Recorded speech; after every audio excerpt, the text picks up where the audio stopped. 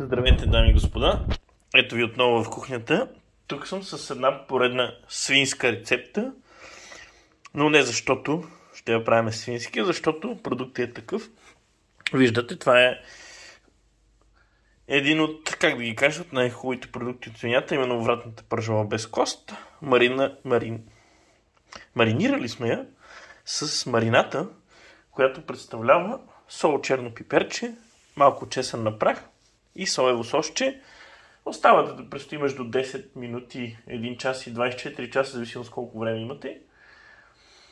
И след това ще видите какво следва. Това е за сега. Само да ви кажа, знаете, на хубавото месо по принцип е достатъчно и само сол и черно пиперче, но моята трактовка и с соево сос ще може да се направи с мед, зехтин и така нататък. Но за сега е това, както казах, ще се видим след малко.